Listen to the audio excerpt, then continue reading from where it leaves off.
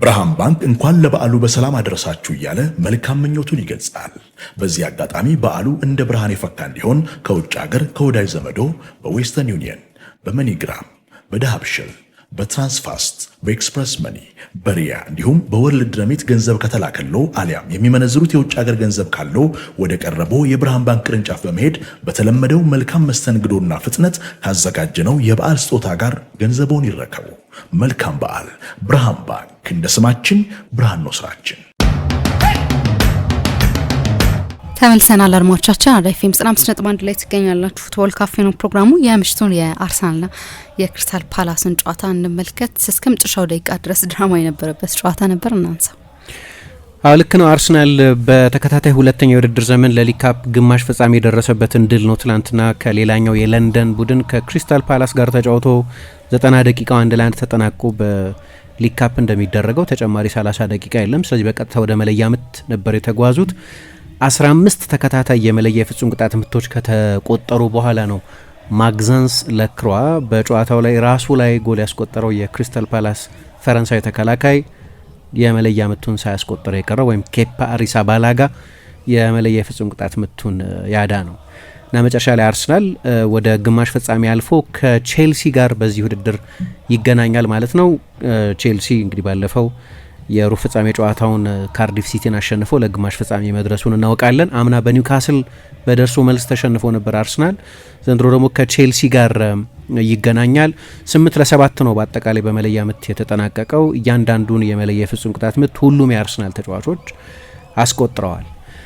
ጨዋታው እንዳልኩት ሁለት የማዕዘን ምት ጎሎች የሴት ፒስ ጎሎች የወሰኑት ነው። የአርሰናል የቀዳሚነት ጎል ቅድም በጠቀስኩት ፈረንሳይ ቀድሞ የቮልፍስቡርግ ተጫዋች በማግዛንስ ለክሯ አማካይነት ራስ ላይ የተቆጠረ ጎል ነው። በመጨረሻው ደቂቃ በመጨረሻዎቹ ጥቂት ደቂቃዎች 9 ደቂቃ ነበር አርቢትሩ የጨመሩት። ከዚያም በላይ ያጫወተዋል በእርግጥ እና በዛ በተጨማሪ ሰዓት ውስጥ ነው ማርክ ጌሂ የክሪስታል ፓላስን ያቻነት ጎል አስቆጥሮ የነበረው።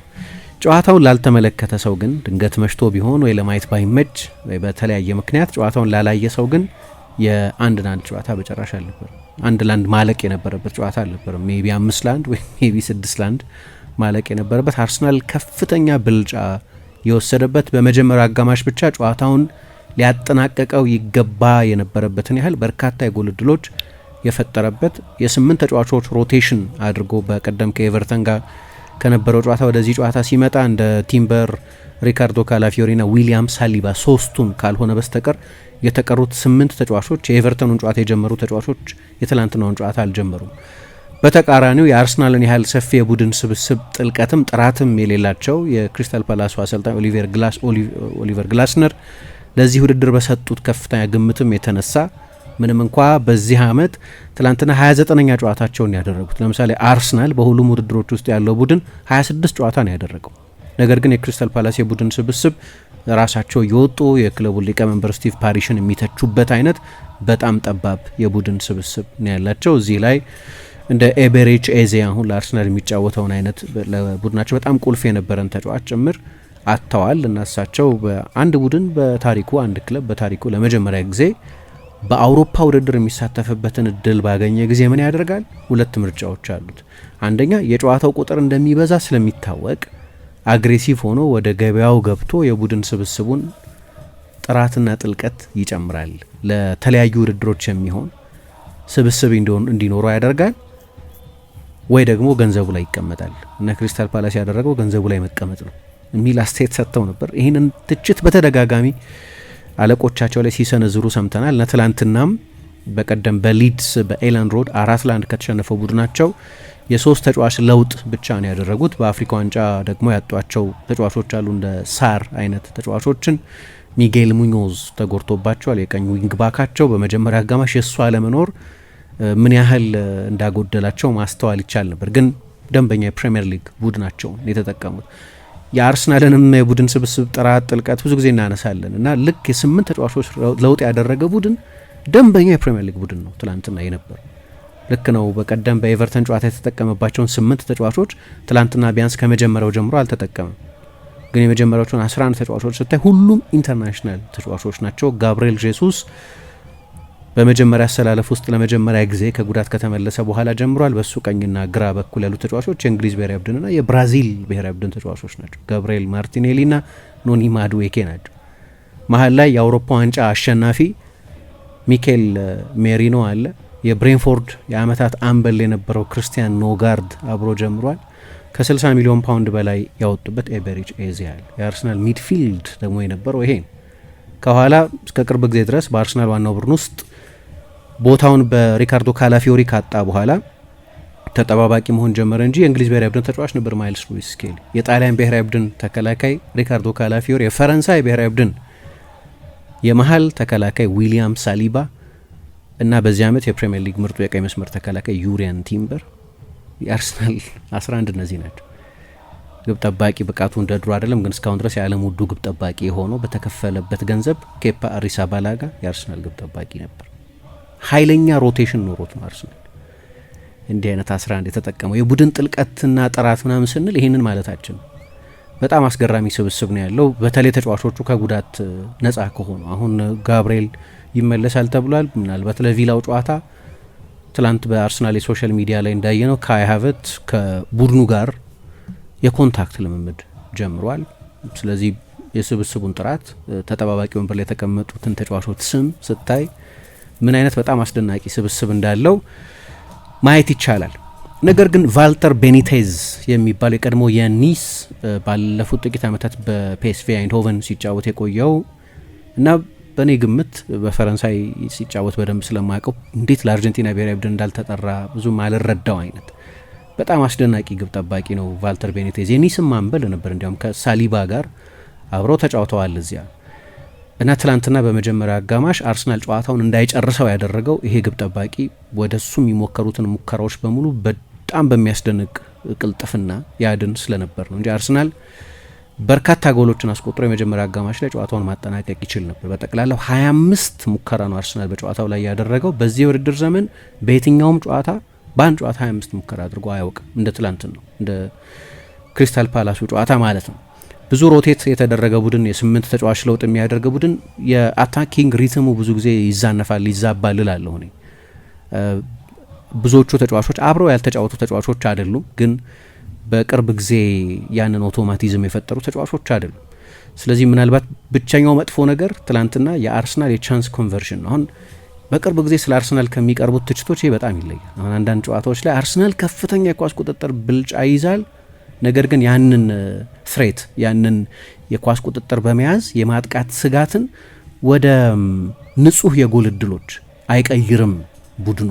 በተለይ በክፍት ጨዋታ በቂ የጎል እድሎች አይፈጥርም ነው የነበረው ክርክር ነው። ትላንትና ከበቂ በላይ የጎል እድሎችን የፈጠረው ወደ 4 የሚጠጋ ነው ኤክስጂው። የፍጹም ቅጣት ምት አላገኘ በጨዋታው ላይ ኤክስጂ በፍጹም ቅጣት ምቶች ምክንያት ኢንፍሌትድ ይሆናል።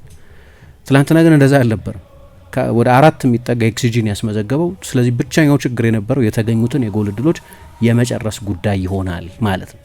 አሁን አንዳንድ ጨዋታዎች ላይ ሌበርድ ይሆናል አርሰናል በቂ የክፍት ጨዋታ የጎል እድሎችን አይፈጥርም የሚል ክርክር ይቀርባል። ትክክለኛ ክርክር ነው፣ የሚገባም ትችት ይመስለኛል። ግን ትላንትና ለዚህ የሚሆን አይደለም። ትላንትና የመጨረስ ጉዳይ ነው። ግን ደግሞ ግብ ጠባቂው በጣም አስደናቂ ነበር።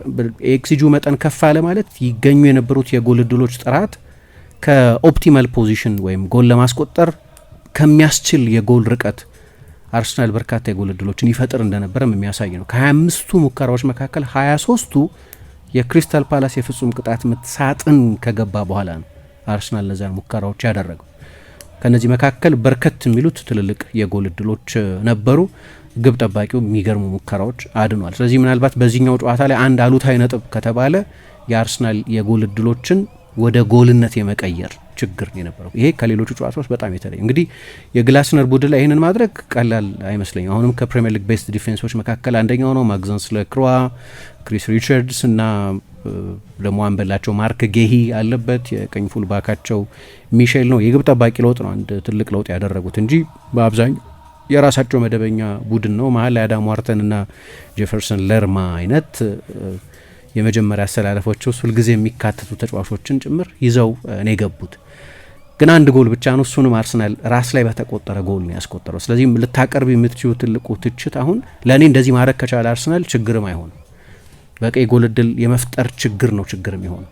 የጎል እድሎችን በበቂ ሁኔታ የሚፈጥር ከሆነ በተደጋጋሚ በብዙዎቹ ጨዋታዎች ላይ ለአሰልጣኞች ያን ያህል አያስጨንቃቸውም። ከባዱን ስራ ሰርተውታል ማለት ነው። የጎል እድል የመፍጠር ስራ የበለጠ ከባድ ስራ ስለሚሆን ምናልባት ሌላ አሉታዊ ነጥብ ከተነሳ ዚህኛው ጨዋታ ላይ አርሰናል ከጨዋታውን በኋላ ኬፓ ሲያነሳ ሰብቻለሁ። የተጨማሪ ደቂቃዎች ላይ ወይ ባለቀ ሰዓት በተደጋጋሚ ጎል እየተቆጠረበት ነው። ትላንትናም ጥቂት ላነሳው ሞክሬ ነበረ። ለአርሰናል ደጋፊዎች አሁን የኤቨርቶኑን ጨዋታ እያየ ለነበረ ሰው በቅርብ ጊዜ በነበሩ ጨዋታዎች ባለቀ ሰዓት ጎል ይቆጠርበት ስለነበር የዛ ትራውማ ስላለ 1-0 የዛፍ ላይ እንቅልፍ ይሆናል እንጂ ኤቨርተን በቂ አደጋ እየፈጠረ አልነበረም። አይ ጎል ሊያስቆጥርብን ይችላል የሚል ለምሳሌ ባለፈው ወልቭስ አርሰናል ሪትሪት አደረገ፣ ፓሲቭ የመከላከል አይነትን መረጠ። የወልቭስ ተጫዋቾች ኳስ በሚይዙበት ጊዜ ፕሬሸር አልነበረም። ስለዚህ እንደ ወልቭስ አይነት የራስ መተማመን የሚባል ነገር የሌለው እና በጣም የሚያስደነግጥ የውጤት ቀውስ ውስጥ ያለ የስብስብም የጥራት ችግር ያለበት ቡድን አደጋ መፍጠር ጀመረ። በጣም ጥቂት አደጋ መፍጠር ነው ያስፈልገው። 3 ሙከራ ነው ያደረገው፣ አንደኛው ግን ጎል ሆነ። በመጀመሪያ አጋማሽ የአርሰናል የፍጹም ቅጣት ምት ሳጥን ውስጥ አንድ ጊዜ እንኳን ኳስ አልነኩ፣ ግን አርሰናል ሪትሪት ማድረግ ጀመረ። ስለዚህ እንደ ወልቭስ አይነት ቡድን ጎል የወልቭስን ያህል ስጋት እንኳን አልፈጠረም በመጨረሻዎቹ 10 ደቂቃዎች። ኤቨርተን ግን የቅርብ ጊዜዎቹ የአርሰናል ጨዋታዎች ላይ ሰንደርላንድ በተጨማሪ ሰዓት አርሰናል ላይ ጎል ሲያስቆጥር የአርሰናል ደጋፊዎች አይተዋል እና ጨዋታው 2-2 ተጠናቋል። አስቶን ቪላ 95ኛው ደቂቃ ላይ ጎል ሲያስቆጥር አይተዋል። በዚያ ጨዋታ አርሰናል በዚህ ውድድር ዘመን ለሁለተኛ ጊዜ ብቻ በሁሉም ውድድሮች ተሸንፏል እና ባለፈው ጎል ቢያስቆጥርም በተጨማሪ ሰዓትና ቢያሸንፍም ግን ወልቭስ በ90ኛው ደቂቃ ላይ ነው የአቻነቱን ጎል አስቆጥሮ የነበረው። ትላንትና ደግሞ ክሪስታል ፓላስ ይህንን አደረገው እና ይሄ ሀቢት መሆን የጀመረ ይመስላል። ባለቀ ሰዓት በትኩረት ምክንያት ይሁን በምን አላቅም፣ ግን ተደጋጋሚ ጎሎች መቆጠር ጀምረዋል። ይህ የዘገየ ባለቀ ሰዓት የተቆጠረ ጎል ጨዋታውን አስቀድሞ መጨረስ ነበረባቸው። ሳሊባ እየነጠረ ያለን ኳስ በትክክል መቆጣጠር አልቻለም። ከዚያ በኋላ የፓላስ ተጫዋች ኳሱን ሲይዝ ጥፋት ሰራ። ከዛ የቆመ ኳስ ነው ጎል የተቆጠረው። የቆመ ኳስ የአርሰናል የመከላከል ባለፈው የውድድር ዘመን የነበረ ድክመት በዚህ የውድድር ዘመን በእጅጉ ተሻሽሏል። ግን በዚህ የውድድር ዘመንም በአንዳንድ ጨዋታዎች ላይ በቆሙ ኳሶች ጎል ሲቆጠርበት አስተውለናል። ምናልባት ሌላ አንድ ችግር ሊሆን ይችላል እንጂ ክሪስታል ፓላስ በመጀመሪያ አጋማሽ 0.02 ኤክስጂ ብቻ ነበር የፈጠረው። በጣም ደካማ የማጥቃት ፐርፎርማንስ በኩል ልትዩ ትችላለች በፓላስ በኩል። በአርሰናል በኩል ግን እድል የማይሰጥ መከላከል 80% የኳስ ቁጥጥር ብልጫ ነው የነበረው። 80% 79% ፕሪሳይስ ለመሆን ኦልሞስት 80% እና በኋላ ጀፈርሰን ደርማ ኳሱን ገጨው። ከዛ ማርክ ጌሃ ያገኘውና በኬፓ እግሮች መካከል ጎሉን አስቆጠረው። ፓላስ 1-1 ሆነ። ለዛ ነው ወደ መለያ የምትሄደው። ግን ጨዋታው ላላየ ሰው 1-1 ነው በ90 ደቂቃ ውስጥ የተጠናቀቀው ሲባል የተቀራራቢ ፉክክር የታየበት ሊመስል ይችላል። በጭራሽ ተቀራራቢ ፉክክር በሁለቱ ቡድኖች መካከል አልነበረም እና በእኔ ግምት በዚህ ዓመት አርሰናል ጥሩ ከተጫወተባቸው ፍሪ ፍሎዊንግ እግር ኳስ ከተጫወተባቸው ጨዋታዎች መካከል አንደኛው የትላንት ነው ጨዋታ ነው። የጋብርኤል ጄሱስ መመለስን ተከትሎ አሁን እንግዲህ ጎል አላስቆጠረም ትላንትና፣ ግን ጎል ባያስቆጠር እንኳ ለቡድኑ የሚሰጠውን ፍሉይዲቲ ያየንበት ነው።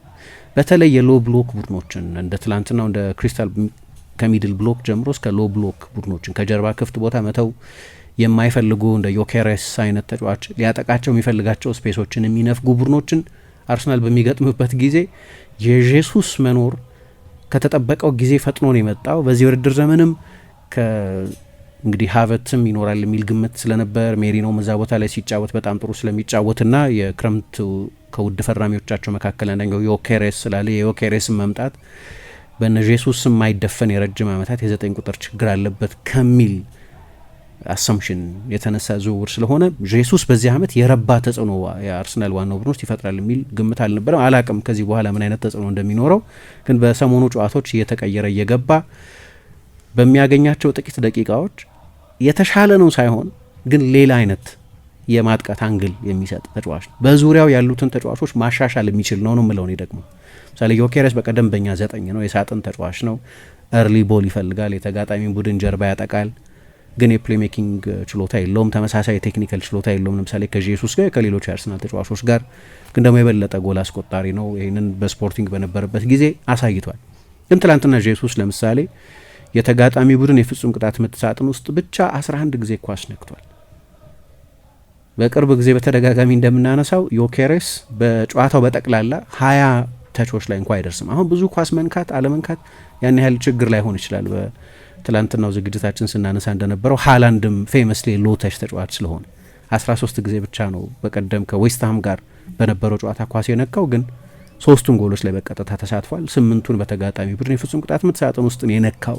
ስለዚህ በጣም አደገኛ በሆነ ስፍራ ነው ኳስ የሚነካው። ጄሱስ ግን ወደ ጨዋታው ልብ ይመጣል፣ ኮምባይን ያደርጋል፣ ወደ ቻናሎች መውጣት ይችላል፣ ወደ መስመሮች መውጣት ይችላል እና ትላንትና በተጋጣሚ ቡድን የፍጹም ቅጣት ምት ሳጥን ውስጥ የእሱን ያህል ብዙ ኳስ የነካ የአርሰናል ተጫዋች የለም። የእሱን ያህል ብዙ የጎል ሙከራ ያደረገ ተጫዋች የለም። የእሱን ያህል ከሳጥን ውስጥ ብዙ የጎል ሙከራ ያደረገ ተጫዋች የለም። ግን እሱ ከሚፈጥረው ተጽዕኖ ባሻገር የጋብርኤል ማርቲኔሊ ምርጡ ሲዝን በ2022-23 የውድድር ዘመን የነበረው ምርጥ ሲዝን ነው። 15 የሊግ ጎሎች ያስቆጠረበት፣ ግን አንዱም የፍጹም ቅጣት ምት ጎል ያልነበረበት፣ ሁሉም ከክፍት ጨዋታ የተቆጠረ ነበር እና ብዙዎቹ ጥሩ የተጫወተባቸው ጨዋታዎች ጄሱስ ከመጎዳቱ በፊት የነበሩት ጨዋታዎች ናቸው። ምክንያቱም ማርቲኔሊ ኃይለኛ ሙቭመንት ከፊክስድ ተጫዋች ይልቅ ፍሉይዲቲ ያለው ወደ ቻናል የሚወጣ ቦታው የሚቀያየር የተጋጣሚ ቡድን የመከላከል አደረጃጀት ሚዛን የሚያፋልስ ተጫዋች አብሮት ሲጫወት እሱ የሚፈልገውን አይነት ስፔስ ያገኛል እና ትላንትና ማርቲኔሊ ጎል ባያስቆጠርም ግን በትንሹ 2 አሲስት አስመዝግበው መውጣት ይችል ነበር። በተደጋጋሚ አሁን በቅርብ ጊዜ መውሰድ አቁሞ የነበረውን የሪስክ አይነት የባላጋራ ቡድን ተጫዋችን ፍጥነት አለው፣ ቴክኒኩ ጥሩ ነው። እንዲያውም በቀደም ገርሞኝ ነበር። እኔ ምንድነው ልክ እንደ ዋልኮት አይነት ተጫዋች ነው። ዋልኮት ኃይለኛ ፍጥነት ያለው ግን በቴክኒክ ውስን ተጫዋች ነው አይደለም። ልክ እንደዛ አይነት ተጫዋች ነው ብዬ ነው ማስበው። ግን ብዙዎቹ የአርሰናል ተጫዋቾች በቴክኒክ ማን ነው ምርጡ የአርሰናል ተጫዋች? በቀደም ራይስም ሲል ነበር ማርቲኔሊ ነው የሚሉት። ፍጥነት አለው፣ ቴክኒክ አለው፣ ግን ምናልባት የኮንፊደንስ ችግር ወይም የስትራክቸር ችግር ወይም የአርሰናል የጨዋታ አይነት የበለጠ በትራንዚሽን የሚጫወቱ ቡድኖች ውስጥ ቢጫወት በጣም አሪፍ ሊሆን ይችላል። ወይ ደግሞ አርሰናል ውስጥ ሆኖ ሰፊ ስፔስ በሚገኝባቸው ወይም አርሰናል በበለጠ በሽግግር ለመጫወት በሚመርጥባቸው ጨዋታዎች ሊሳካለት ይችላል። ትናንትና ጄዲ ካንቮ የሚባል ዊንግ ባክ ነው የተጠቀሙት፣ ግን የመሀል ተከላካይ ነው እና እንዲሁ የሰውነት ቢልዱንም ስታይ የመሀል ተከላካይ ነው፣ ገዘፍ ያለ ረጅም ነው እና ከማርቲኔሊ አይነት ብዙ ትሪክ አለው ፈጣን ከሆነ ቀጥተኛ ከሆነ ተጫዋች ጋር በጣም ተቸግሮ ነበር። አርሰናል ብዙዎቹን የጎል እድሎች በክሪስታል ፓላስ ቀኝ በአርሰናል ግራ በኩል ነው ይፈጥር የነበረው። ኖኒ ማድዌኬ ለአርሰናል ከተጫዋቾቹ ሁሉ ለጎል የቀረበው ተጫዋች እርሱ ነው የነበረው። አሁን እንግዲህ አንደኛው በሳካና በማድዌኬ መካከል ያለው ልዩነት ማድዌኬ በጣም ጥሩ ተጫዋች መሆኑ ተጠበቀ ሆኖ ሳካ የበለጠ ኤፊሽንት ነው። በኋላ የአርሰናልን ጎል ሲቆጠር በድጋሚ ከሳካ የማዕዘን ምት የመጣ ጎል ነው ራስ ላይ የተቆጠረው። ስለዚህ በጣም ጥሩ የቆመ ኳስ ማሻገር የሚችል ተጫዋች ነው። ማድዌኬ ተመሳሳይ አሳይመንት ሲሰጠው ተመሳሳይ ኤፊሽንሲ የለውም። የራሱ በጣም ትልቅ ኳሊቲዎች ያሉት ተጫዋች ቢሆንም ትርምስ ኬኦስ መፍጠር የሚችል ተጫዋች ቢሆን ግን አንዱ በሁለቱ መካከል ያለው ትልቁ ልዩነት የመጨረሻ 30 ሜትር ላይ ያለ የውሳኔም የኤፊሽንሲም ጎል የማስቆጠር የመጨረሻ ኳስ የማቀበል ልዩነት ነው ቢያንስ እስካሁን ድረስ። ትላንትናም ይሄው ተጫዋች እድሎች አግኝቶ ነበር። እንዳልኩት የጄሱስ መሰለፍን ተከትሎ ሊሆን ይችላል ማድዌኬ ትላንትና ማነው ማርቲኔሊ እንደ ትላንትናው ጥሩ ሲጫወት ያየሁት። ግን በመጀመሪያው አጋማሽ አርሰናል 12 ሙከራዎች ቢያደርግም 1.44 ኤክስጂ ቢያስመዘግብም ግን በአርሰናል ተጫዋቾች የተገኙትን የጎል እድሎች የመጨረስ ችግር ምክንያት እና በዋልተር ቤኒቴዝ በጣም አስደናቂ መሆን ምክንያት 0-0 ሆነው ለክሪስታል ፓላስ የእርማት እድል አግኝተው ነው የተመለሱ። እኔ ግን አንድ የገባኝ ነገር በክሪስታል ፓላስ ቀኝ በኩል 2 የሜክሺፍት ተጫዋቾች ናቸው የተሰለፉት። አሁን በፊት ቢሆን ሳር ነበር ትላንትና እንኬቴ የተጫወተበት ቦታ ላይ የሚጫወተው ንጹህ የክንፍ ተጫዋች ነው። ሙኞዝ ነበር ከኋላው ዊንግ ባክ ሆኖ የሚጫወተው፣ እሱም የዛ ቦታ መደበኛ ተጫዋች ነው። ትላንትና ግን የመሀል ተከላካይ የሆነውን ካንቮን እና 9 ቁጥር የሆነውን ኤዲ ኢንኬቲያን ነው እዛ ቦታ ላይ አሰልጣኝ ግላስነር የተጠቀሙት። ቅድም እንዳነሳሁት በሳር የሴኔጋል ብሔራዊ ቡድን የአፍሪካ ዋንጫ ተሳትፎ ምክንያት እዛ ነው የነበረው። ትላንት ተቀይሮ ገብቶም ተጫውቶ ለሴኔጋል ሙኞዝ ደግሞ የለም። አሰልጣኙ ምርጫ ነበራቸው ናትናኤል ክላይንን፣ ግን ናትናኤል ክላይንን ተጠባባቂ ወንበር ላይ ነው ያደረጉት። ሮቴት ካደረጓቸው ተጫዋቾች መካከል አንደኛው የነበረው እሱ ነው። ግን አርሰናል ፋይቲንግ ቻንስ አስቀራላቸውና ጨዋታውን መጨረስ አይችል ቀረና አሰልጣኝ ኦሊቨር ግላስነር በጣም ምርጥ አሰልጣኝ ናቸው። ይህንን አደጋ እንኳን እንደሳቸው አይነት የእግር ኳስ አእምሮ ያለው ሰው ዝም ብሎ እንደኛ አይነቱ ሌማንም የሚገነዘበው አይነት ድክመት ነው። አርሰናል በትክክል ታርጌት አድርጎት ነበር። እንዲያውም ፕሪፕላንድ የሚመስል አይነት ፕሪሜዲቴትድ የሚመስል በቃ ያ ቦታ ነው የክሪስታል ፓላስ ድክመት፣ ማጥቃቱን በሙሉ በዛ በኩል ነው የምናደርገው የሚል አይነት። ምክንያቱም ማርቲኔሊ 5 ድሪብል ነው ያደረገው፣ 2 ትልልቅ የጎል እድሎችን የፈጠረው፣ ብዙ ክሮሶችን ወደ ሳጥን ያደረገው፣ ያንዳንዱ ላይ አንድ ለአንድ አጋጣሚ ካንቮን ያሸነፈው ነበር። እንዲያውም ተጫዋቾች ላይ ኳስ መንዳት አቁሞ ነበር። አሁን ቲየሪ ኦንሪ ብዙ ጊዜ የሚለው ፍጥነት አለ፣ ብዙዎች ተጫዋቾች የማይደርሱበት ፍጥነት አለ እና ቴክ ቻንስ በቃ ደጋግመህ ሞክር። እኔ እንዲያውም የኦሊምፒክ ቡድኑ አሰልጣኝ በነበርኩበት ጊዜ ዴዚሪ ዱዌን ድሪብል ማታደርግ ከሆነ ቀይሬ ያስወጣሃለሁ ብዬ አስጠንቅቄው ነበር ይላል። ተጫዋቾች ያ ስኪል ያ ፍጥነት ካላቸው ያንን መሳሪያ መጠቀም አለባቸው። ኳሱ ሊበላሽብኝ ይችላል የሚል ፍርሃትን መተው አለባቸው አለ። እንግዲህ ሁሉም አሰልጣኝ ያንን አይነት ፍቃድ ለነዚህ ተጫዋቾች ይሰጥ እንደሆነ ተደጋግሞ ሲበላሽ ደጋፊዎች የሚታገሷቸው ከሆነ አላቅም፣ ግን ቲየሪ ኦንሪ እንደዛ አይል ነበር። እሱም ልክ እንደ ማርቲኔሊ አይነት ፍጥነት የነበረው ተጫዋች ስለነበር የዛን ተጫዋች ስኪል የበለጠ የሚረዳ ይመስለኛል እና ትላንትና በጣም አስገራሚ 45 ነበር ያሳለፈው። ከዛ ግን ልክ ረፍት ሊወጡ ሲሉ በሁለት ተጫዋቾች መሀል በኤንኬቲያ ና በካንቮ መሀል ኳሱን ይዞ ሊያልፍ ሲሞክር ተመታና እንዲያውም ጨዋታውን የሚቀጥል አልመሰለም ነበር። ሁለቱ አጋማሽ ሲጀመርም አርቴታ ጫውቶታል፣ ግን ያ መጀመሪያው አጋማሽ ላይ ያየነውን አይነት አክሰለሬሽን አልነበረውም። ያ ጉዳት ይሁን ወይ በሁለተኛው አጋማሽ ኦሊቨር ግላስነር ባደረጓቸው በጣም ወሳኝ ለውጦች ምክንያት ይሁን አላቅም፣ ማርቲኔሊ የመጀመሪያው አጋማሽ አይነት ተጽዕኖ በሁለተኛው አጋማሽ አልነበረውም። ፌድ እያደረገ ነው ሄደው። ግን እንዳልኩት አርሰናል 25 ሙከራዎችን ነው በጨዋታው በጠቅላላው ያደረገው እና በቆመ ኳስ ነው ጎሉን ያስቆጠረው። እንግዲህ በቀደም እና ከዛ ፊት በነበረው የወልቭስ ጨዋታ የወልቭስ የአትላንታ የክሪስታል ፓላስ ጨዋታና ቅዳሜ የተደረገው የኤቨርተን ጨዋታ ላይ አርሰናል ኦልሞስት 6 ኤክስጂ ነው በእነዚህ 3 ጨዋታዎች የፈጠረው። አብዛኛው የትላንትናው ጨዋታ ላይ የነበረ ነው። ግን በእነዚህ ጨዋታዎች የተጋጣሚ ቡድን ተጫዋቾች 3 ጎሎች ራሳቸው ላይ ያስቆጥረዋል። አርሰናል አንድ የፍጹም ቅጣት ምት ጎል ነው ያስቆጠረው። በእነዚህ ጨዋታዎች ላይ በቂ የጎል እድል ፈጥሯል፣ ግን የአርሰናል ተጫዋቾች እያስቆጠሩ አይደለም ማለት ነው። እንዲህ አይነት ችግር አለ። በትላንትናው ጨዋታ ላይ ከነበሩት ፖዚቲቮች መካከል አንደኛው ግን የክርስቲያን ኖጋርድ ብቃት ነው። አዳም ዋርተን ብዙ የሚነገርለት ከክሪስታል ፓላስ ከወጣ ተወልዶ ያደገበት አካባቢ ማንቸስተር ክለቦች 25 ኪሎ ሜትር እንደዚህ ርቀት ነው ከማንቸስተር ተወልዶ ያደገበት አካባቢ። ከሁለቱ የማንቸስተር ክለቦች ወደ አንደኛው ይባላል ብዙ ጊዜ። ጄፈርሰን ለርማ ከፍተኛ ልምድ ያለው የዓለም ዋንጫዎች የተጫወተ ተጫዋች ነው እና ከጠንካራ ሚድፊልድ ጋር የተደረገ ፍልሚያ ነበር እና በጣም ጥሩ ተጫውቷል።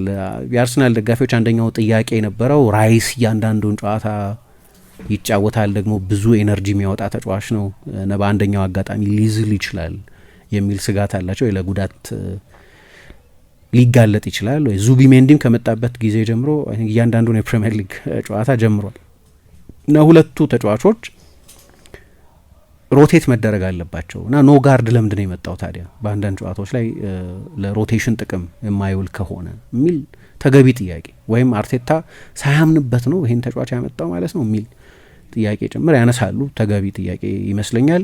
ትላንትና ግን በጣም ጥሩ ተጫውቷል እና ለአርሰናል ሚኬል አርቴታ ከዚህ በኋላ ሮቴት ማድረግ ቢፈልግ በአንዳንድ ጨዋታዎች ላይ፣ ምክንያቱም አሁን በሊግ ካፕ 2 የግማሽ ፍጻሜ ጨዋታዎች ምክንያት እስከ ፌብሩዋሪ ድረስ አርሰናል የሚድዊክ ረፍት የለው።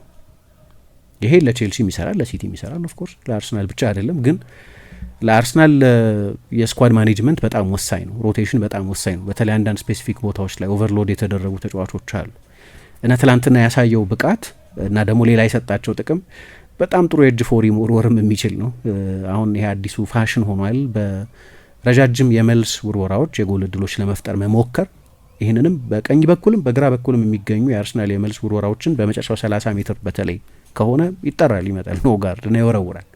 ግን በጣም ጥሩ ብቃት ይመስለኛል ያሳየው። ሁለቱንም የአርሰናል 6 ቁጥሮች በአንዳንድ ጨዋታዎች ማፈራረቅ ቢፈልግ ለዛም የሚሆን ነው። ማይልስ ሉዊስ ስኬሊም እንደዚሁ በቅርብ ጊዜ እየተደረጉ ባሉ ጨዋታዎች ላይ በፕሪሚየር ሊግ ሪካርዶ ካላፊዮሪ በቀደም በመቀጣቱ ምክንያት በ5 ቢጫ ካርዶች ምክንያት ነው ኤቨርተኑን ጨዋታ የጀመረው እንጂ ቦታው በካላፊዮሪ ተወስዷል። ትላንትና በእኔ ግምት እሱም ጥሩ ተጫውቷል። በኋላ በመለያ ምት ነው የተጠናቀቀው። የመለያ ምቱ በጣም አስገራሚ ነበር፣ በኋላ አነሳዋለሁ። ግን የመለያ ምት ጉዳይ የስነ ልቦና ጉዳይ ነው።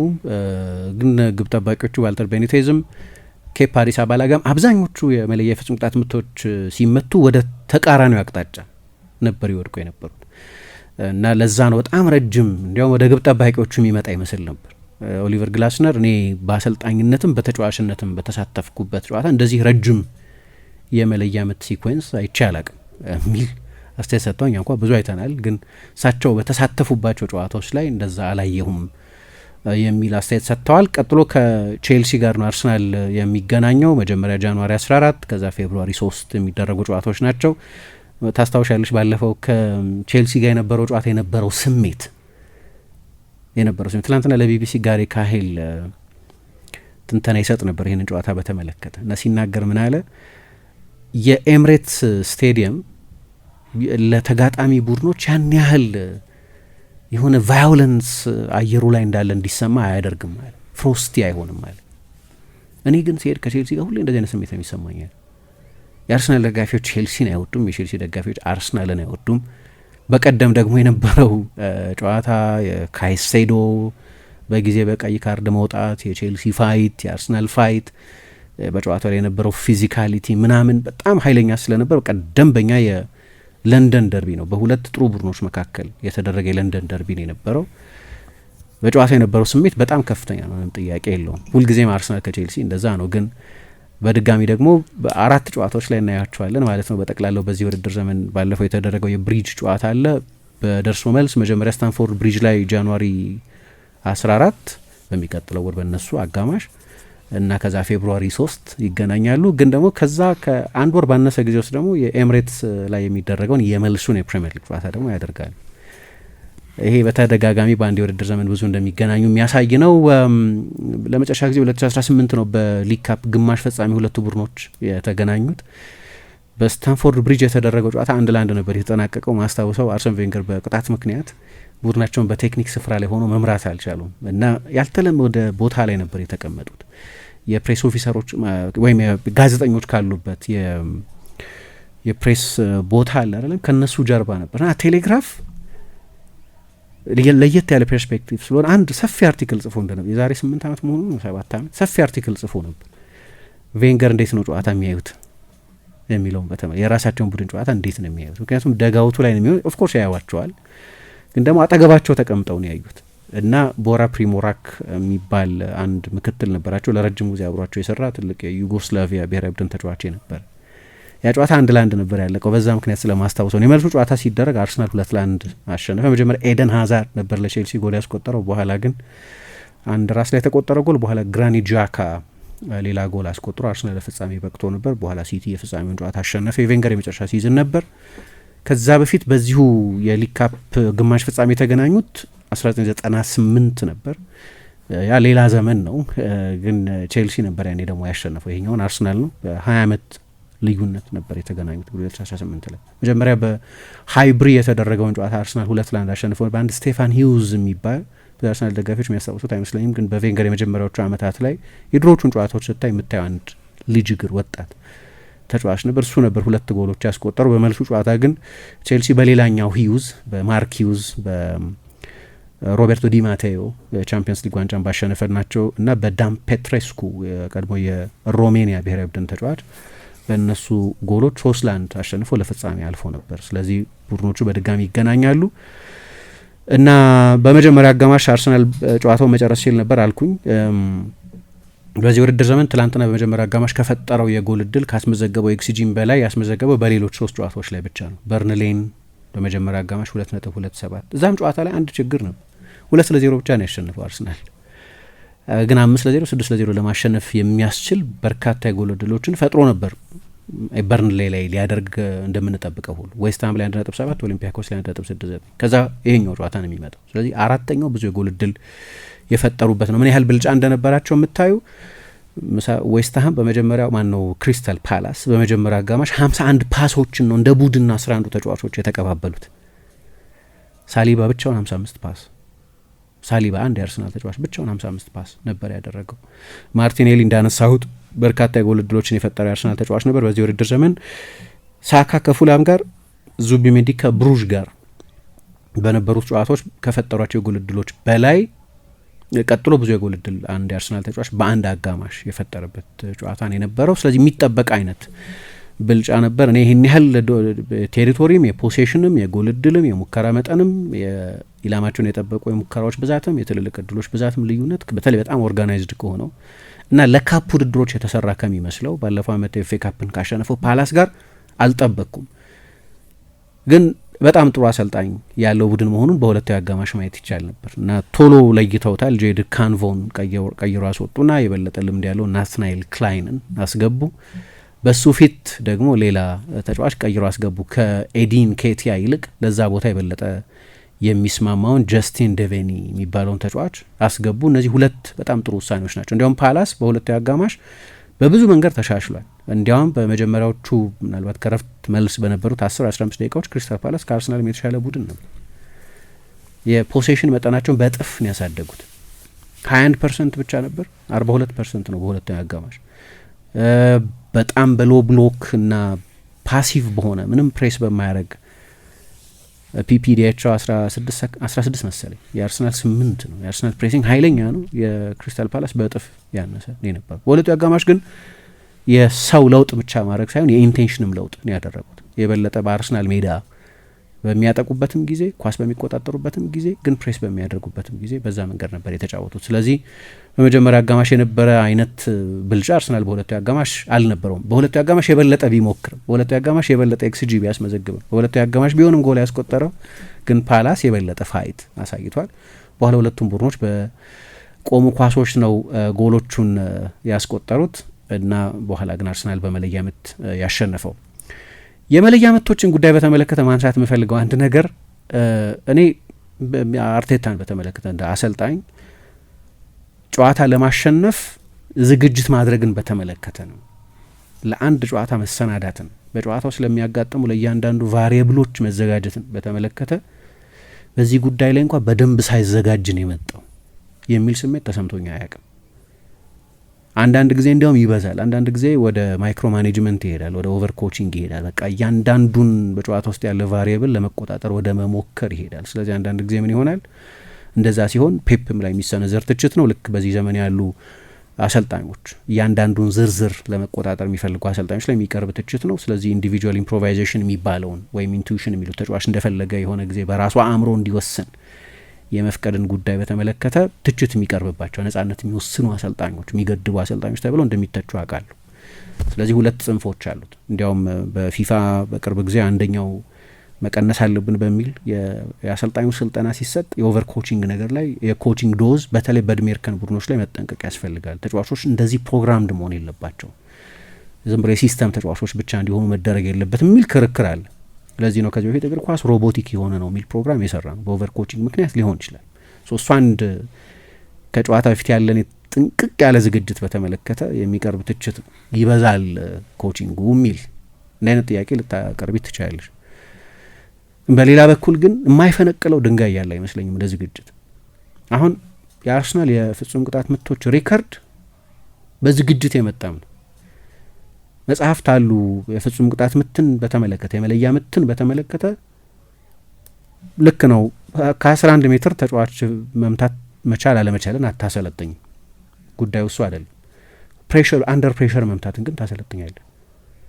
አሁን በቅርብ ዓመታት አርሰናል ምን ያደርግ ነው? ምሳሌ ሊቨርፑል የፍጹም ቅጣት ምት ሲያገኝ ማን እንደሚመታ እናውቃለን። ሳላ ነው የሚመጣው። ሲቲ የፍጹም ቅጣት ምቶች ሲያገኝ አምና ድንገት ምን እንደነካው አይታወቅም። በኤፍ ኤ ካፕ ፍጻሜ ለማርሙሽ ሰጠው እንጂ 99% ሃላንድ ሜዳ ውስጥ ካለ ሃላንድ ነው የሚመጣው። ሃላንድ አልመታ ብሎ አንድ ጊዜ ለጉንዶዋን ሰጥቶት ፔፕ ራሱን መቆጣጠር አቅቶት ነበር። ጉንዶዋን የፍጹም ቅጣት ምቱን ሰዓት ለሃትሪክ እየተጫወተ ስለነበር አይ ግድ አይደለም የጉንዶዋን ሃትሪክ መስራት አንተ ነው መምታት የነበረብህ ብሎ ሲናደድበት ሁሉ አስታውሳለሁ። ስለዚህ ምንድነው ይሄ ሁለቱም ቡድኖች ውስጥ እንደ ምሳሌ የማንቸስተር ዩናይትድ ውስጥ ብሩኖ ወይ ሌሎች ቡድኖች ውስጥ ኦቶማቲክ መቾች ዴዚግኔትድ የሚሏቸው በቃ ለዛ ኃላፊነት የተሰጣቸውና ሁሌ ሲመቱ የምናውቃቸው ተጫዋቾች አሉ። አርሰናል ከኦባሚያንግ መልቀቅ በኋላ የተለያዩ የፍጹም ቅጣት ምት መቾችን ነው እና የነበረው ከ2022 ጀምሮ ነው ይሄን ማድረግ የጀመረው። የሆነ ጊዜ ኦደጋርድ፣ የሆነ ጊዜ ሳካ ሲያስፈልጋቸው ለሀቨት ይሰጡታል።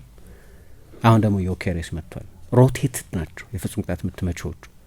ስለዚህ ተላምደውታል። ብዙዎቹ ተጫዋቾች የፍጹም ቅጣት ምት የመምታት ሁኔታ ላይ በሚሆኑበት ጊዜ የሀይ ፕሬሸር የፍጹም ቅጣት ምቶችን የመስራት የመምታት ልምምድ አላቸው። ግን እሱ ብቻ አይደለም። አሁን በኤምሬትስ ካፕ አስተውለሽ እንደሆነ ግን በዩናይትድ ስቴትስም ከባርሴሎና ከማንቸስተር ዩናይትድ ጋር ምናምን ሲገናኙ ቀድሞ ከቴንሃግ ጋር ወይም ከአንደኛው አሰልጣኝ ጋር ይነጋገርና የጨዋታው ካለቀ በኋላ እኛ የምናሸንፋችሁ እናንተ የፕሪሲዝን ጨዋታዎች ቁም ነገር ማን አሸነፈ የሚለው አይደለም፣ ዝግጅት ነው። በሲዝኑ በሙሉ ሊገጥመን የሚችለው ነገር የምንዘጋጅበት። ስለዚህ እኔም ላሸንፍ እናንተም ማንም ያሸንፍ ከአርቴታ ኢኒሼቲቭ የሚመጣ ነው። ጨዋታው ካለቀ በኋላ በመለያ ምት እንለያይ ይላቸዋል። እና ያለፉትን ዓመታት ፕሪሲዝን በሙሉ ካየሽ አንዳንዶቹ አሰልጣኞች ፈቃደኛ ካልሆኑ በስተቀር አርሰናል ሁልጊዜ በመለያ ምት ነው ጨዋታዎችን የሚጨርስ። አሁን የትላንትናው አይነት የሀይ ስቴክ ወደ ግማሽ ፍጻሜ የምትገቢበት አይነት ጨዋታ ሲሆንና የፕሪሲዝን ጨዋታ ሲሆን አንድ አይደለም ቴንሽኑ፣ ይገባኛል። ግን በሜት ላይፍ ስቴዲየም 100,000 ተመልካች ባለበት የቅድመ ውድድር ዘመን ዝግጅት ጨዋታም ቢሆን የፍጹም ቅጣት ምት መሳት አትፈልጊ። ስለዚህ ፕሬሸር አለው። ልምምድ ሜዳ ላይ እንደምትመቸው አይደለም፣ ማንም በሌለበት እንደምትመቸው አይደለም። ከዛ ክላይሜት ጋር ተጫዋቾቹ ማለማመድ ይፈልጋል። በቀደም ዮኬሬስ ኤቨርተን ላይ ያንን የፍጹም ቅጣት ምት ሲያስቆጥር ዮኬሬስ ራሱ ሪከርዱ የሚገርም ነው። ያለፉትን 19 የፍጹም ቅጣት ምቶች 119 ያስቆጥሯል። ስለዚህ ሪከርዱ ግሩም ነው። ግን እሱ ብቻ ሳይሆን አርሰናል ራሱ እንደ ቡድን ደግሞ ከዮኬሬስ ጋር ያለሱ 15 ያለፉትን 15 የፍጹም ቅጣት ምቶች አልሳተም። ለሀይ ፕሬሸር የፍጹም ቅጣት ምት ሲያዘጋጃቸው ቆይቷል። ካለፉትም 51 የመለያ ምቶች ደምረሽ የትላንትናውን 8 ግን ሌሎች ጨዋታዎች ላይ በተከታታይ ከሆነ ጊዜ ከፖርቶ ጋር በኮሚኒቲ ሺልድ ከማንቸስተር ሲቲ ጋር ወይ በሌሎች ጨዋታዎች ላይ ወይም በ2021 ኮሚኒቲ ሺልድ ከሊቨርፑል ጋር በእንደዚህ አይነት ጨዋታዎች ላይ ፍጹም ቅጣት ምት በመለያ ምት አርሰናል ባሸነፈ ጊዜ እነሱ እንደማምረሽ 51 የመለያ ምት መጥተው 4 ብቻ ነው የሳቱት፣ ወይም 92% ኮንቨርዥን ሬት አላቸው። የፍጹም ቅጣት ምት ሂስቶሪካሊ ያለ የኮንቨርዥን ሬት ከ75% እስከ 80% ነው። ከየአራቱ የፍጹም ቅጣት ምት አንዱ ነው የሚሳተው ወይም 3ቱ ነው የሚቆጠረው። የአርሰናል ከዛ ከታሪካዊ አቬሬጅ በላይ ነው 92%። እና በቅርብ ጊዜ አርሰናል በታሪኩ በአጠቃላይ በ27 አጋጣሚዎች ነው በመለያ ምቶች የተለያየው እና በመጀመሪያዎቹ 10 የመለያ ምቶች 60% የሚሆኑትን ጨዋታዎች ነበር 40% ብቻ ነበር ያሸነፈው። ከ10 4ቱን ብቻ ነበር ያሸነፈው። አሁን ያለፉትን 17 ብትወስጂ ከቬንገርም ዘመን ጀምሮ ያለው ማለት ነው። በቬንገር ዘመን በመለያ ምት ተሸንፎ ያውቃል። ከ2000 የጋላታ ሳራይ የዩሮፓ ካፕ ፍጻሜ በኋላ አሁን ዩሮፓ ሊግ የሚባለው እርግጠኛ አይደለሁም፣ ግን ብዙ ጊዜ በመለያ ምቶች በጣም ጥሩ ሪከርድ ነበር። 2005 ማንቸስተር ዩናይትድን ወይ 2008-9 ሮማን ሌሎች ቡድኖችን በመለያ ምት አሸንፏል። የአርቴታ በቅርብ ጊዜ የነበረው ዝግጅት ይመስለኛል ግን ቁጥሩን ከፍ ያደረገው እና ከመጨረሻዎቹ 17 መካከል 13ቱን አሸንፏል። አርሰናል ወደ 73% ከፍ አድርጎታል። በታሪኩ 27 የመለያ ምቶች ናቸው የነበረው። አሁን ይህንን ማለቴ ነው በጣም ኃይለኛ ፕሪፓሬሽን እንዳላቸው ያሳያል። አርሰናል ወይና አርቴታም መለያ ምት የጥሎ ማለፍ ውድድሮች አንዱ ባህሪ ነው። ስለዚህ ተጫዋቾቹን ከዚህ ጨዋታ በፊት የፈለገ ቢያዘጋጃቸው ቀለል ያለ ጫና የሌለበት የልምምድ ሜዳ ልምምድ ላይ ፍጹም ቅጣት ምት ይለማመዳሉ ተጫዋቾች እርግጠኛ ነኝ። ግን በነዛ ውድድሮች ላይ እና የፍጹም ቅጣት ምት መቾች ማንነት መለዋወጡ የተለያዩ ተጫዋቾች መምታታቸው ለሀይ ፕሬሸር የፍጹም ቅጣት ምት ሁሌ ዝግጁ እንዲሆኑ ከፍ ያለ ማለት ጫና ላለው የመለያ ምት የተዘጋጁ እንዲሆኑ ያገዛቸው ይመስለኛል። ፖርቶን ሲያሸንፉ ማስታውሳለሁ ይህንን ነጥብ በመጠኑ አንስቸው እንደነበር። ከዛ ውጭ ግን የኬፓንም ሁኔታ እያየሁት ነበር። ለግብ ጠባቂዎች የፍጹም ቅጣት ምት ሲመታ አነስተኛው ፕሬሸር ያለበት ከተጫዋቾቹ መካከል ግብ ጠባቂው ነው። ሲበዛ አንዳንዴ 10 የመለያ ምት ተመቶበት አንዱንም አቅጣጫውን እንኳ ሳይለይ ሲቀር ሰዎች ማጉረምረማቸው አይቀርም። ግን የመለያ ምት በሚመታበት ጊዜ የሚያጣው ግብ ጠባቂ አይደለም፣ መቺው ነው። የሆነ ነገር ካጣ የሚያጣው ሳተ ተብሎ ምናምን ርዕስ የሚሆነው ትላንት ማግዘን ስለክረው አድለቢስ ነበር ራሱ ላይ ጎል ያስቆጠረው። በኋላ የመጨረሻውን የመለያ ምት የሳተው ተጫዋች እሱ ስለሆነ ግን ኬፓን አየሁትና የመጀመሪያዎቹን 4 የክሪስታል ፓላስ የፍጹም ቅጣት ምቶች እያቀያየረ ለመውደቅ ሞከረ። እንግዲህ እኛ ኪካኛ ከዚህ በፊት የፖርቶ ጨዋታ ላይ እንዳነሳ ነው አዲስ ነገርም አይደለም። እያንዳንዱ ግብ ጠባቂ አሁን ሪሰርችድ የሆነ ታሪክ አለው። አንድ ጊዜ አንድሬ ሉኒን የበርናርዶ ሲልቫን የፍጹም ቅጣት ምት ሲያድን እንዴት እንዳደረገ ኢንትረስቲንግ ሳይኮሎጂካል እንትኑን ስናነሳ ነበር። እንደዛ አይነት ማለት ነው። እና ዝግጅት ይደረጋል እርግጠኛ ነኝ። ግን ኬፓ ምን አደረገ? መጀመሪያ ሁለቱን በስተቀኙ ሁለቱን በስተግራ በኩል ያፈራረቀ። የመጀመሪያውን በስተቀኝ ቀጥሎ በስተግራ ከዛ በስተቀኝ እንደገና በስተግራ ወደቀ። ከዛ ቀጥሎ የመጡትን ግን ሁሉንም በአንድ አቅጣጫ ነው የወደቀው። አንደኛው ቦታ ላይማ በዚህ ጋር መምታታቸው አይቀርም ብሎ እንደገመተ አይነት ማለት ነው። እና መጨረሻ ላይ ለክሯ እዛ ቦታ ላይ መታው። ሁሉንም የፍጹም ቅጣት ምቶች ጥሩ የፍጹም ቅጣት ምቶች ነበሩ። ከዚያ ውጪ ቅድም ስለ አርሰናል ቤንች ሳነሳ የገቡት ተጫዋቾች ማንነት ትሮሳር፣ ኦደጋርድ፣ ቡካዮ ሳካ እና ዴክላን ራይስ አይነት ተጫዋቾች ናቸው። በእርግጥ ራይስ ባለቀ ሰዓት 86ኛው ደቂቃ ላይ ነው የገባው። አራቱ መጀመሪያ የመጡት አራቱ ግን እነዚህ ናቸው። አራቱም በእንደዚህ አይነት ሁኔታ ኦደጋርድ የአርሰናልም የኖርዌይ ብሔራዊ ቡድንም አምበል ነው። ለሪያል ማድሪድ የተጫወተ ነው። ሳካ የአርሰናል ሁለተኛ አምበል ነው። አውሮፓ ዋንጫ ፍጻሜ ቢስትም ግን የመምታት ታሪክ ያለው የአርሰናልም የመጀመሪያ የፍጹም ቅጣት ምት መቺ ነበር። አሁን ዮኬሬስ ሲመጣን የተጋራው ትሮሳር፣ ሌላ ከቡድን ስብስብ ውስጥ ካሉ ተጫዋቾች ሁሉ በእድሜ በሰል ያለው ተጫዋች እሱ ነው እና ራይስ አራቱም ተቀይረው ገብተው የመጡ ተጫዋቾች ናቸው። ከዚያ ውጪ ሜሪኖ፣ ካላፊዮሪ የስፔን የጣሊያን ብሔራዊ ቡድን ተጫዋቾች ናቸው። ቲምበር የሆላንድ ብሔራዊ ቡድን ተጫዋች ነው። እንደዚህ አይነት ኃላፊነት የመሸከም ታሪክ ያላቸው ተጫዋቾች ናቸው።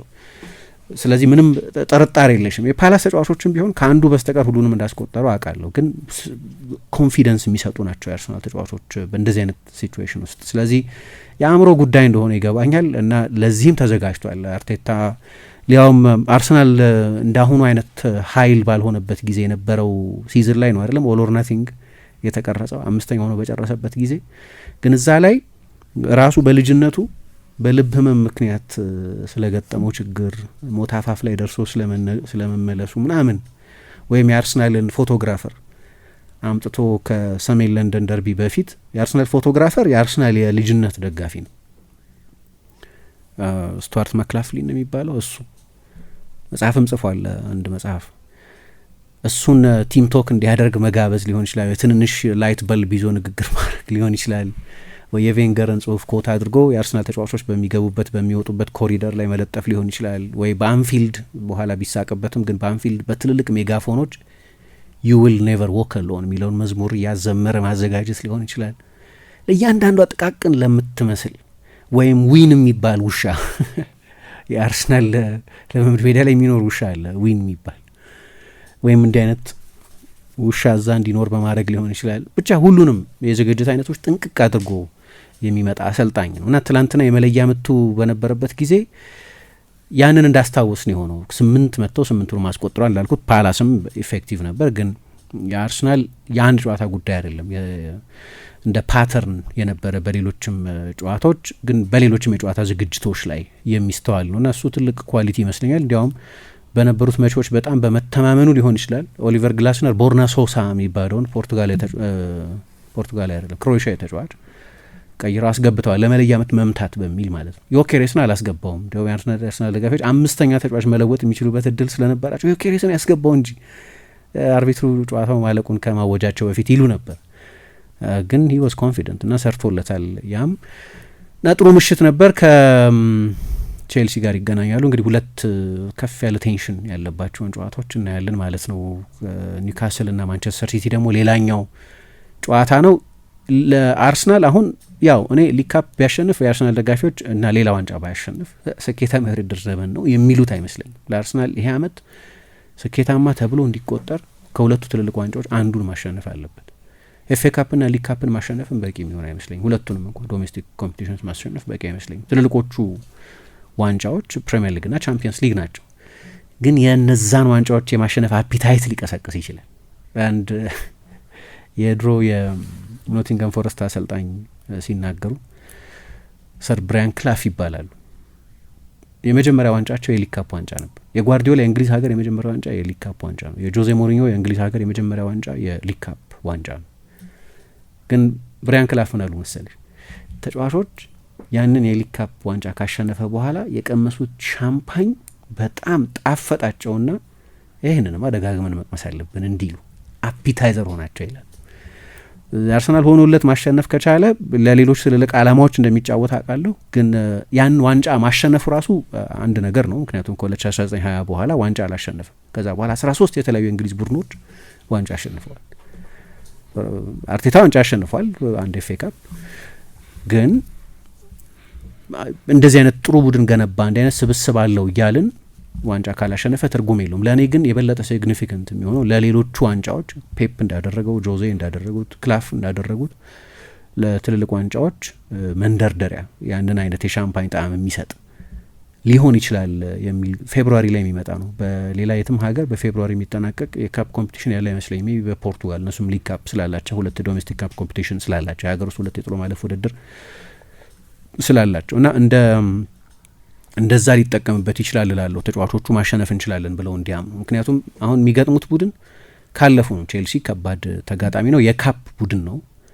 የዓለም የክለቦች ዋንጫ ሻምፒዮን፣ የኮንፌዴሬሽን ውድድር ሻምፒዮን ነው። በካፕ ውድድሮች በቅርብ ጊዜ 2021 የአውሮፓ ሻምፒዮን ነው። የቼልሲ ስራ ያለቀ ነው ማለት አይደለም፣ ግን ቼልሲን ካለፉ ነው ኢፍ ኤንድ ቢግ ኢፍ ከባድ ጨዋታ ስለሚሆን የደርሶ መልስ ጨዋታ ነው የሚሆነው። ደግሞ ስለ ብዙ ሙቪንግ ፓርቲክልስ አሉት። ይሄ ጨዋታ ብዙ የሚቀያየሩ ነገሮች አሉት። ግን ፍጻሜ ላይ ከደረሰ ወይ ሲቲን ነው የሚያገኘው ወይ ኒውካስልን ነው የሚያገኘው። ሲቲን ደግሞ ያው በቀጥታ ለፕሪሚየር ሊግ የሚፎካከረው ቡድን ነው። ሲቲን ማሸነፍ ውድድሩ ምንም ይሁን ቡድኑ ላይ የሚያሰራጨው በራስ መተማመን ቀላል አይሆንም። ኒውካስልን ማሸነፍ ቢሆን ኒውካስል አምና በዚህ ውድድር በግማሽ ፍጻሜ የጣላቸው ቡድን ነው። የዚህ ውድድር የወቅቱ አሸናፊ ነው። ሊቨርፑልን አሸንፈው ሻምፒዮን የሆነው ኒውካስል ነው። ቀላል የሚሆን አይመስለኝም። እንደ ሊግ ካፕነቱ ብቻ የሚታይ አይደለም እና አርሰናልም ረጅም ጊዜ ኢግኖር ያደረገው ውድድር ነው። በቬንገር ጊዜ 2 ፋይናል ተጫውቷል። የመጨረሻውን 2018 ላይ የነበረ ውድድር ላይ ነው በቃ ኮስተር ያለ ቡድን የተጠቀሙት። 2006 ላይ 2007 ለምሳሌ ከቼልሲ ጋር ከዛ የሞሪኞ ድሮግባ፣ ላምፓርድ፣ ቴሪ ካሉት ቡድን ጋር ልጆችን ያሰለፉት በፋይናሉ ላይ ቲየሪ ኦንሪን፣ አሌክስ ሌብን፣ ጋላስን፣ ሌማን ሁሉንም ትልልቅ ተጫዋቾቻቸውን በሁለታዊ ቡድናቸውን የተጫወቱት እና በኋላ 2-1 ተሸነፉ ያንን ፋይናል። ግን እንደ ፕሪንሲፕል ይህንን ውድድር ለልጆች የተዉት ውድድር ነበር አንዳንዴ ካልሆነ በስተቀር። በዚህ ምክንያት ከ93 በኋላ አርሰናል አላሸነፈውም ይህንን ውድድር። 22ቱን ዓመት በቬንገር ስር ነው ያሳለፈው እና በ22ቱም ዓመት ኦልሞስት ከአንዳንድ ጨዋታዎች በስተቀር ሁለተኛ ቡድናቸውን ወጣት ተጫዋቾቻቸው ማጎልበቻ እነ ፋብሪጋዝን እነ ቫንፐርሲን እነ ዊልሸርን እነ ራምሴን እና ሌሎች ወጣት ተጫዋቾችን ማጎልበቻ ለእነሱ እድል መስጫ አድርገው ነው የሚቆጥሩት የነበረው።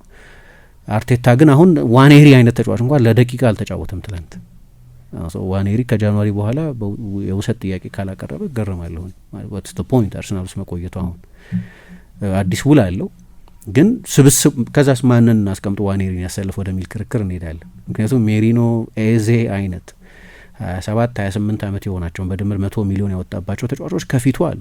ከነሱ ቀድሞ ይሰለፍ እያለ ነው የሚል ክርክር ታነሻለች። በሱ ፕሮግሬሽን ከነሱ ዝቅ ያለ ደረጃ ላይ ነው ያለው። በጣም ትልቅ ፖቴንሻል ያለው ግን አሁን ገና 18 ዓመቱ የሆነ ተጫዋች ነው። ስለዚህ እንደ ቬንገር አይነት ፖሊሲ አይደለም ያለው። ስኳዱ ራሱ በጣም ሰፊና ለእያንዳንዱ ቦታ ያለው ፍክክር ጠንካራ ስለሆነ የግድ እንደ አይነት ኮምፕሮማይዝ ያስፈልገዋል።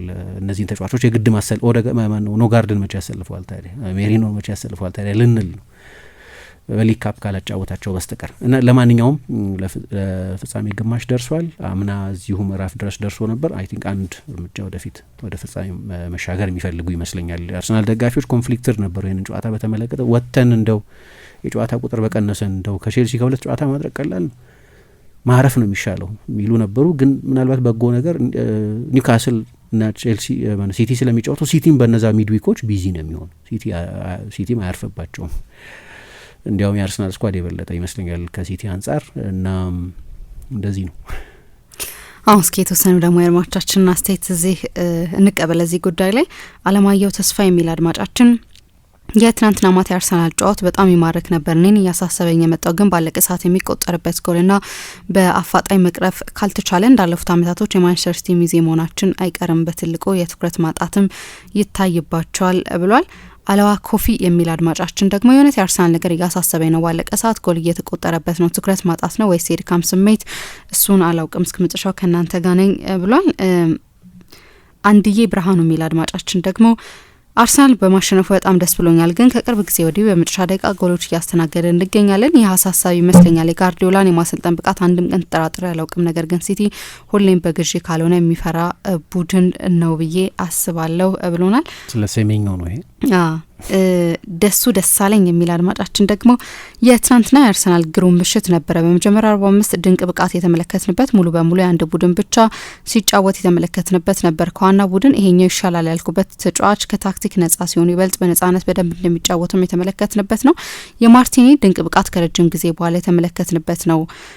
ክፍተቱ በእኔ እይታ የተገኙ ድሎችን በአግባቡ ለመጨረስና የቫር ቴክኖሎጂ ያለመጠቀማቸው ከሁለት በላይ በእጅ የተነኩ ኳሶች ፔናልቲ እንዳይሰጠን አድርጎታል። በመጨረሻም ግን ኬፓ አስገርሞኛል። አድብቶ በመጨረሻም አገኛቸው። በአንድ አንግል ብቻ ሲወድቅ ወደ መጨረሻ አካባቢ ተናጄ ነበር። በመጨረሻ ግን አገኝተናቸዋል ብሏል። ይገረመኝ ነበር በተመሳሳይ እና በኢንሲስተንስ ያዳ ነው አንዱማ የፓላስ ተጫዋች በዛ ቦታ ላይ ይመታል የሚል ካልሆነ እንግዳ ነበር። አንድ አንግል ብቻ ከሆነ በኋላ ግን የመጀመሪያዎቹን 4 ሲያፈራርቅ ነበር።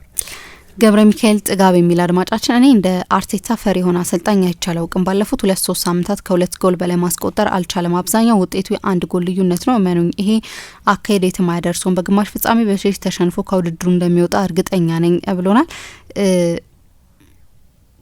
ሌላኛው አድማጫችን አበባው አርሰናል በትናንትናው ጨዋታ ከ7 በላይ በተቀያሪ ተጫዋቾች ገብቶ ድንቅ ብቃቱን አሳይቷል። ነገር ግን አጥቂዎች ላይ የአጨራረስ ክፍተት ጨዋታውን ቶሎ እንዳይገልቱ አድርጓቸዋል። በእርግጥ የፓላስ በረኛ ያዳናቸው ኳሶች ድንቅ ነበሩ፣ መካድ አይቻልም። በተለይም ማዶኬ ትናንትና ብዙ ለጎል የሚሆኑ ኳሶችን አባክኗል ብሎናል። አብርሃም መንግስቱ የሚል አድማጫችን ትናንትና እንዳየው ጨዋታ አሰልጣኝ አርቴታ ክርስቲያን ኖርጋርድ ተጨማሪ መጨረሻ ጊዜያቶች ቢሰጠው መልካም ይመስለኛል። አሌክሳንደር ኢዛክ በቶሎ እንዲያገግም እመኛለሁ ብሎናል። አሰበ ደምስ የሚል አድማጫችን አርሰናል እርግጥ ጥሩ ተጫውቷል፣ ግን እስከ መቼ ነው በተጋጣሚ እርዳታ እያሸነፈ የሚቀጥለው? ራሱ ላይ ኳስ ባያስቆጥረው ኖሮ ፔናልቲውን ባይሲስ ኖሮ አርሰናል ሊወድቅ የሚችልበት እድል ነበረ። የጎል ሙከራ ለአሸናፊነት ዋስትና የሆነው ሙከራ ወደ ጎል መቀየር እንጂ ሌላው ዋስትና ይሆናል ብዬ አላስብም ብሎናል። ጀማሊ አብድላ የአርሰናል ነገር ካለፉት ዓመታት በስኳድ አቅም እና አእምሮ የተሻለ ቢሆንም ጭራሽ እየባሰ እየመጣ የሚመስልና አርቴታ በክፍት ጨዋታ ጎሎችን የሚያስቆጥር ቡድን ለመስራት ውስን የሆነ አቅም እንዳለውና ተጫዋቾቹም ጎል አካባቢ መጨረስ አቅም ውስን መሆኑ መጠራጠር ጀምራለሁ። አርሰናል ለዚህ ለካራቦ ካፕ ዋንጫ ትልቅ ግምት ሊሰጠውና ሊንከባከበው ሊያሳካው ይገባል። የዋንጫው ጨዋታ አእምሯቸውን ለማጠናከር ወሳኝ ሰዓት ላይ ስለሚደረግ ብሎናል። ብርሃን ባንክ እንኳን ለበዓሉ በሰላም አደረሳችሁ እያለ መልካም ምኞቱን ይገልጻል። በዚህ አጋጣሚ በዓሉ እንደ ብርሃን የፈካ እንዲሆን ከውጭ ሀገር ከወዳጅ ዘመዶ በዌስተርን ዩኒየን፣ በመኒግራም፣ በዳሃብሽል፣ በትራንስፋስት፣ በኤክስፕረስ መኒ፣ በሪያ እንዲሁም በወርልድ ረሚት ገንዘብ ከተላከሎ አሊያም የሚመነዝሩት የውጭ ሀገር ገንዘብ ካለው ወደ ቀረበው የብርሃን ባንክ ቅርንጫፍ በመሄድ በተለመደው መልካም መስተንግዶና ፍጥነት ካዘጋጀነው የበዓል ስጦታ ጋር ገንዘቦን ይረከቡ። መልካም በዓል። ብርሃን ባንክ እንደ ስማችን ብርሃን ነው ስራችን።